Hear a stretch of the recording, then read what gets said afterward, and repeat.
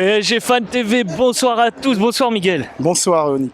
Alors on l'avait évoqué, notamment durant le live, ce trio de choc, ce trio qui n'en finit plus, qui continue de marquer, qui continue à faire des passes décisives, je parle notamment du M&M. Ouais.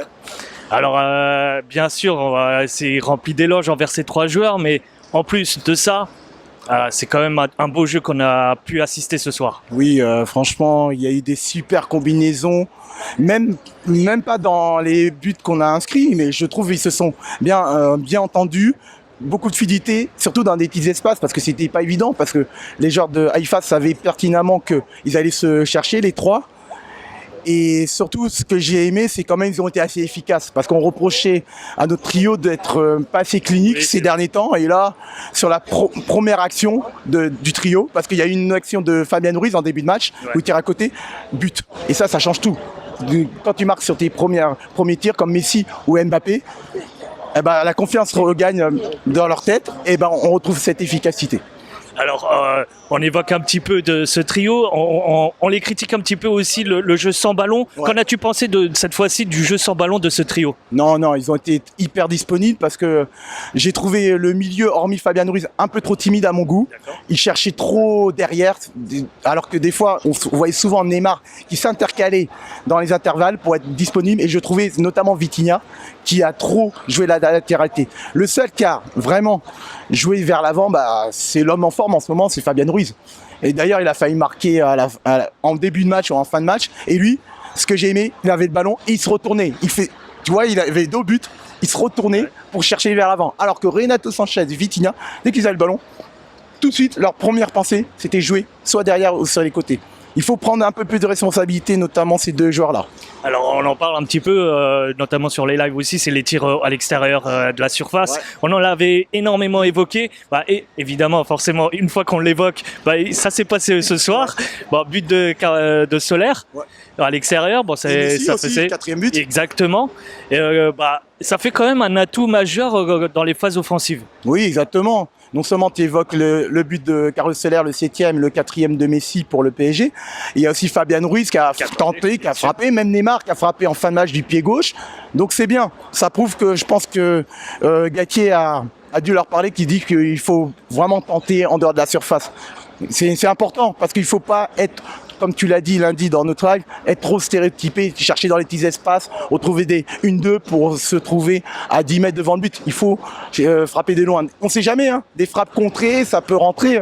Donc il faut toujours tenter. Alors ça faisait bien longtemps qu'on n'avait pas marqué 7 buts au Parc des Princes. Le dernier en date, il me semble que ça devient de Celtic. C'était un match face à Celtic.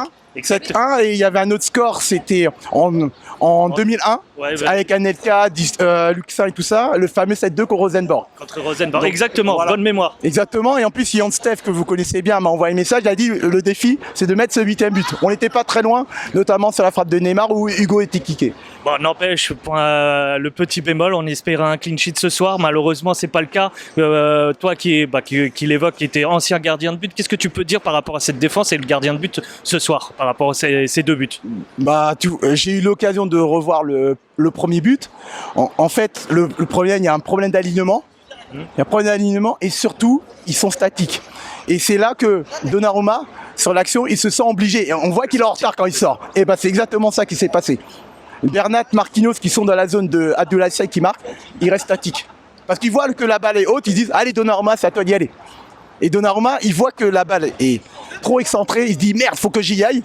Excuse-moi de dire ça. Ouais. Et le temps qu'il réfléchit, c'est trop tard. Et surtout, ce qui n'est pas normal, sur le premier but, il y a 3 joueurs de Haïfa tout seul. Ouais. Donc ça prouve que la défense dort.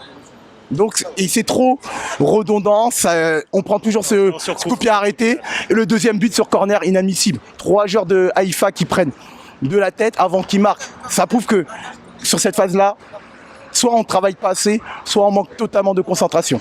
Et ça peut être très embêtant pour la suite de la compétition parce que souvent, les coups de pied arrêtés peuvent être décisifs pour une éventuelle qualification. Alors, point positif tout de même, on reste premier de cette poule, malgré la victoire de Benfica. Voilà, on reste serré. Ça apporte certainement une obligation de gagner à la Juve. Voilà. Qu'en penses-tu de ce dernier match qui va arriver ? Moi, ce qui est bien, c'est comme on l'a mis un score conséquent, 5 buts d'écart, on prend de l'avance sur le goal average parce qu'on est ex-aequo pour le goal average particulier parce qu'on a fait un partout à Lisbonne et un partout au parc. Donc ce qui va faire la différence, c'est la différence de but, la meilleure attaque. Là on a pris de l'avance. Donc ce qui est bien, on n'a pas besoin d'écouter le score d'Haïfa. On est obligé de gagner. Pas de calcul, de gagner. 1-0, je prends tout de suite. Il faut gagner. Pour moi, c'est très important de terminer premier parce que, rappelez-vous, la saison dernière, on a terminé deuxième, bêtement, alors qu'on était en premier jusqu'à la 5e journée. Et on a eu le Real Madrid qui a été futur champion d'Europe. Donc, pour moi, c'est très important d'être premier parce que vu la qualité des équipes qui sont premiers, je pense qu'il faut sincèrement éviter. Très bien. Je te remercie, Miguel. Merci à toi et bonne soirée à toute l'équipe de PGFA TV. Super.